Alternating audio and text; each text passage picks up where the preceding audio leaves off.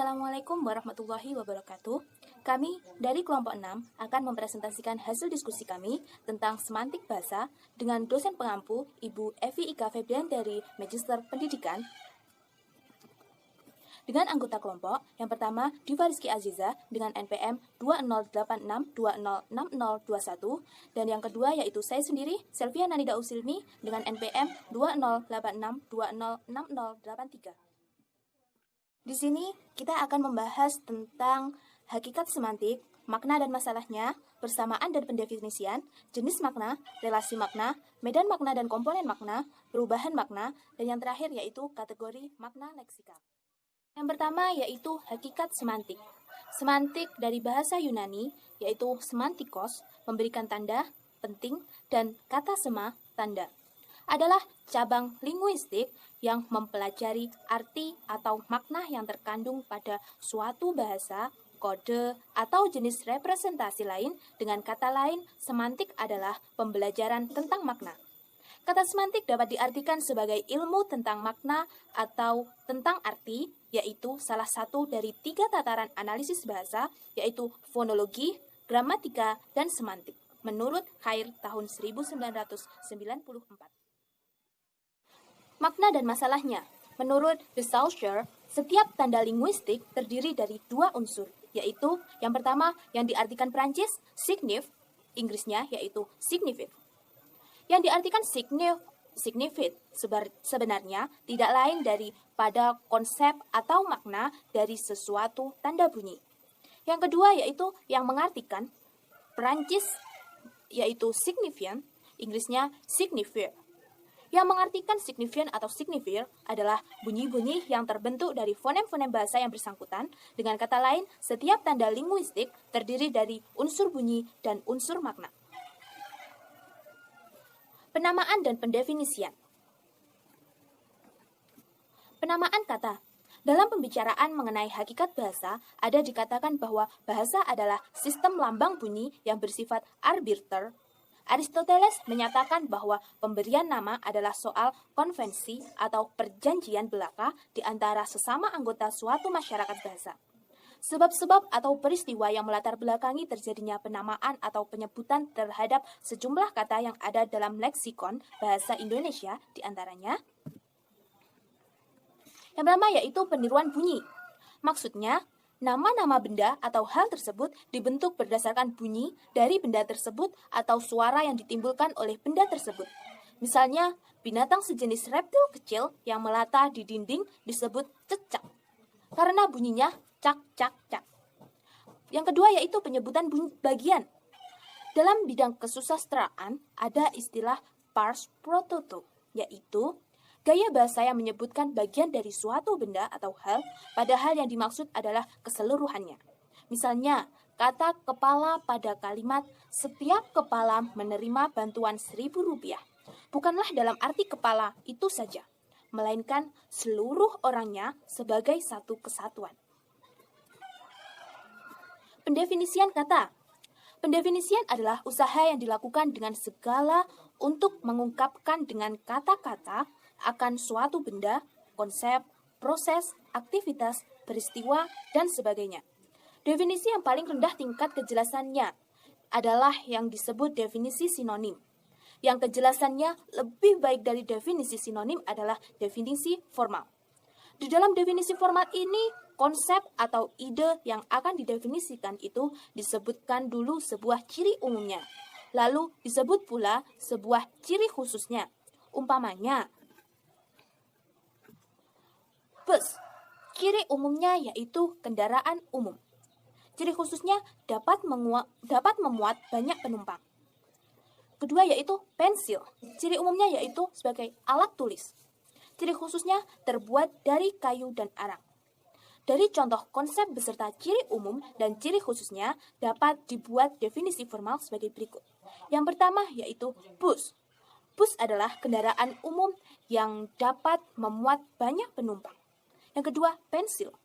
Pensil adalah alat tulis yang terbuat dari alat tulis dari kayu dan arang. Jenis makna. Jenis makna yang pertama berdasarkan jenis semantiknya dapat dibedakan antara makna leksikal dan makna gramatikal. Perbedaan antara makna leksikal dan makna gramatikal yaitu makna leksikal, makna yang sungguh-sungguh nyata dalam kehidupan kita menurut Cair tahun 1994. Umpamanya kata tikus adalah sebangsa binatang pengerat yang dapat menyebabkan timbulnya penyakit tifus. Makna gramatikal yaitu makna yang hadir sebagai akibat adanya proses gramatika. Proses afiksasi awalan ter pada kata angkat dalam kalimat batu seberat itu terangkat juga oleh adik, melahirkan makna dapat. Jenis makna yang kedua yaitu berdasarkan ada atau tidaknya referen. Pada sebuah kata atau leksem dapat dibedakan adanya makna referensial dan makna non-referensial. Makna referensial. Bila kata-kata itu mempunyai referen, yaitu sesuatu di luar bahasa yang diacu oleh kata-kata itu. Misalnya, kata meja memiliki referen yaitu sejenis perabot rumah tangga. Makna non-referensial, yaitu kata-kata yang tidak mempunyai referen. Misalnya, kata karena tidak mempunyai referen. Jenis makna yang ketiga yaitu berdasarkan ada tidaknya nilai rasa pada sebuah kata atau leksem. Dapat dibedakan adanya makna denotatif dan makna konotatif. Makna denotatif, perbedaannya yaitu makna denotasi sering disebut sebagai makna sebenarnya menurut Cair tahun 1994. Contohnya kata perempuan dan wanita. Kedua kata itu mempunyai dua makna yang sama yaitu manusia dewasa bukan laki-laki. Makna konotatif yaitu sebuah kata disebut mempunyai makna konotatif apabila kata itu mempunyai nilai rasa. Misalnya, kata ceramah. Dulu, kata ini berkonotasi negatif karena berarti cerewet. Tetapi, sekarang konotasinya positif. D. Jenis makna berdasarkan ketepatan maknanya dikenal makna kata dan juga makna istilah, atau makna umum dan makna khusus. Makna kata itu baru menjadi jelas kalau kata itu sudah berada di dalam konteks kalimatnya atau konteks situasinya. Berbeda dengan makna istilah. Kalau makna istilah mempunyai makna yang jelas, pasti yang tidak meragukan meskipun tanpa konteks kalimat. Kemudian jenis makna berdasarkan kriteria lain atau sudut pandang lain dapat disebutkan adanya makna-makna. Satu, makna konseptual. Makna konseptual adalah makna yang dimiliki oleh sebuah leksem terlepas dari konteks atau asosiasi apapun. Yang kedua, makna asosiatif adalah makna yang berkenaan dengan adanya hubungan kata itu dengan kata yang berada di luar bahasa. Yang ketiga, makna idiomatikal. Makna idiomatikal adalah satuan ujaran yang maknanya tidak dapat diramalkan dari makna unsur-unsurnya, baik secara leksikal maupun secara gramatikal. 4. Peribahasa memiliki makna yang masih dapat ditelusuri atau dilacak dari makna unsur-unsurnya karena adanya asosiasi antara makna asli dengan maknanya sebagai peribahasa. 5. Makna kias memiliki makna bentuk bahasa, baik kata, frase, atau kalimat yang tidak merujuk pada arti yang sebenarnya. Kemudian relasi makna. Relasi makna menurut Cair tahun 2007 memiliki pengertian bahwa hubungan semantik yang terdapat antara satuan bahasa yang satu dengan satuan bahasa yang lain. Relasi semantik itu juga dapat berupa kesamaan makna, pertentangan makna, ketercakupan makna, atau juga kelebihan makna. Relasi makna. Relasi makna yang terdapat dalam semantik itu berupa sinonim, antonim, homonim, dan juga hiponim. Sinonim adalah kata-kata yang mempunyai denotasi yang sama tetapi berbeda dalam konotasinya. Misalnya kata pintar memiliki kesamaan makna dengan pandai atau cerdas. Kemudian antonim. Antonim adalah kata atau ungkapan yang maknanya dianggap kebalikan dari makna ungkapan lain. Misalnya kata besar memiliki kebalikan dari kata kecil. Homonim adalah kesamaan bentuk antara dua buah atau lebih kata atau frase atau kalimat yang maknanya berbeda. Sedangkan hiponim menyatakan bahwa ungkapan yang maknanya dianggap merupakan bagian dari makna suatu ungkapan lain. Selanjutnya medan makna dan komponen makna. Apa itu medan makna? Medan makna adalah seperangkat unsur leksikal yang maknanya saling berhubungan karena menggambarkan bagian dari bidang kebudayaan atau realitas dari alam semesta tertentu. Medan makna dibedakan menjadi dua, yaitu yang pertama medan kolokasi. Medan kolokasi menunjukkan pada hubungan sintakmatik yang terdapat di antara kata-kata atau leksem-leksem atau unsur-unsur leksikalnya, misalnya kata-kata layar, perahu, nelayan merupakan kata-kata dalam satu lokasi atau satu tempat yang lingkungannya berkenaan dengan lingkungan kelautan. Yang kedua, medan set. Medan set menunjukkan pada hubungan yang paradigmatik karena kata-kata atau leksem-leksem yang berada dalam satu kelompok medan set bisa saling disubstitusikan. Misalnya kata remaja merupakan tahap antara kanak-kanak menuju dewasa, sedangkan kata sejuk merupakan suhu di antara dingin dan hangat. Kemudian komponen makna. Komponen makna dapat dianalisis dan dimanfaatkan sebagai berikut. 1.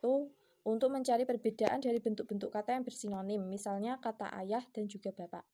Kedua, berguna untuk membuat prediksi makna-makna gramatikal, afiksasi, reduplikasi, dan juga komposisi. Perubahan makna. Faktor-faktor yang menyebabkan perubahan makna bisa terjadi akibat faktor kebahasaan atau linguistic causes, faktor kesejarahan historical causes, sebab sosial atau social causes, faktor psikologis atau psychological causes, pengaruh bahasa asing karena kebutuhan akan kata-kata baru.